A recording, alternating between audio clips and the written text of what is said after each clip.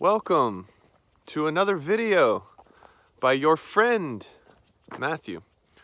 Yesterday I recorded a video, or put out a video, about goodness. And I wanted to follow up on that and make a part two here, because I feel like I kind of zipped through that video in some ways. And I would like to flesh out some details. So number one, I know that the way that I talked about goodness in that video is sort of unusual, and obviously I'm not saying that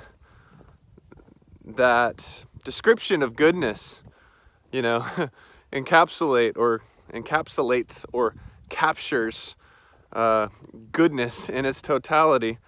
I would never pretend to do such a thing. And of course, the kind of common and simpler and colloquial ways that we use the word goodness, those are quite beautiful most of the time, right? So my commentary on that video was, intentionally trying to kind of approach the notion of goodness in a unique way that might, freshen up and enrich our perspective of goodness. So that's one thing. Number two, I would like to kind of, just make sure to address a couple other types of surplus that are inside of us. Forgive me, there are bugs that are trying to attack my face here. So yesterday, shout out UPS. Yesterday, I mentioned certain types of surplus, including, love/compassion, that we can kind of access it at any given time, but, during difficult moments where we might not be feeling as compassionate or something like that, that's where it takes practice and discipline and participation from us to taste that surplus and kind of transcend our default state, right? So that's one kind. I mentioned creativity as well. Kind of the wellspring of creativity that exists as a sort of surplus inside of us. And I want to just make the point that, creativity is obviously not just limited to artistic practice or artistic production or something like that. We can be creative in any different corner of our lives by just kind of bringing our imagination and some novelty to any given situation. So creativity is another one I mentioned. I mentioned kind of presence and engagement and perhaps even curiosity. And I talked about my own experience as a college student where I went through a transformation, and suddenly I did feel way more present and engaged and curious than I had been before. And so I wanted to add on to those types of surplus, and mention a few others that I find to be important.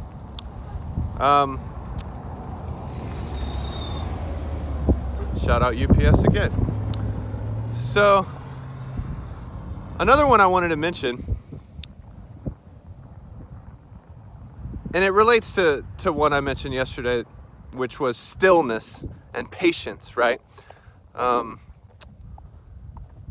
Yesterday I said that, we can cultivate or taste the surplus of stillness or patience in the face of the opposite, right? And I do want to make the point that I feel like I kind of didn't word my commentary about anger very accurately yesterday, because I don't think that anger should be something to be ignored or to be even pushed to the side necessarily. I think, as Thich Nhat Hanh said, we can hold our anger like a mother holds her crying baby. And so I think anger, as a strong emotion, a strong energy, can be worked with and held and alchemized and transmuted into something sacred and something beautiful. So I want to make that point. But, related to the whole stillness and patience thing, and I mentioned this on another video too, but unwoundedness, right? So I believe that we have an unwounded dimension to us. Sometimes I call it unwounded consciousness. And I mean, what's more powerful than that? Tasting our own unwoundedness. I mean, it can really go a long way. And so that's another really fundamental type of surplus that we have inside of us that can allow us to transcend our ordinary modes, Another one is attention, which totally relates to what the anecdote I said about my college transformation. I feel like it did unlock certain capacities of attention that I didn't even know I had. I had never been a big reader, and then suddenly I was reading a lot and being able to kind of sustain my attention, which is doubly strange and awesome when I think back to middle school, when my parents put me in a secondary reading comprehension class because I couldn't comprehend anything that I read. I would just read the same sentence over and over.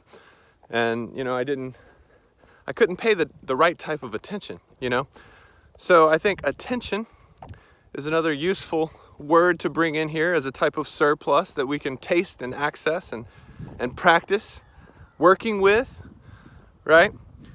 And another one, I don't want to load up too much, which that makes it, it's probably a good thing that I have 2 different videos here, but another one is courage, and so many of these I kind of imagine as like a circle or a bubble that has, or maybe a hub of a wheel that has these spokes coming out of it, I think courage can relate to strength, fearlessness, confidence, empowerment. All of those are kind of part of the same wheel. But yeah, all of those are types of surplus that we can taste inside of us. And I think courage is a really actionable and important one to remember. And so, yeah, I encourage, as always, I encourage myself as well as anybody else who's listening to kind of, if any of this resonates, to kind of just, at least as an experiment, try to practice with this and try to kind of see how this plays out or how real or not real this is for yourself, Do you think in your own experience have you or can you kind of taste or access certain types of surplus inside of you that allow you to kind of move beyond certain default settings and lift yourself out of your lower nature, so to speak? So, as I framed it yesterday, I see this all related to goodness, The presence of that surplus inside of us is good. That's an example of the good, in a big way. And then our access of it and our working with it, our practice of tasting it and using that surplus is also good, like part of the good. And lastly, I guess the final thing I want to touch on here today is that obviously this is not just kind of it's not just it doesn't just happen in your own little isolated bubble. It connects to every corner of your life, or it can, and it obviously can ripple into the collective, you know? I mean, the good or goodness is often related to justice and ethics, for example. And I think that if we practice tasting the surplus of compassion and attention, then we will, of course, be more likely to have more ethical sensibility, you know? And ideally, it could make our relationships healthier and more authentic and genuine and more fruitful. And it can make our social systems the same, and our communities. So, yeah, I wanted to make sure to bring that in, you know, to fold in how obviously doing this type of work inevitably emanates into the collective. So that's it for today, folks. I hope you enjoyed it. You know, leave comments if you have any reflections about any of this. I just have fun making these videos. I have fun exploring these questions. And I also think that by exploring them and trying to experiment with these applied ideas, you know, these actionable truths, then true and important types of transformation can happen. So until next time, peace out.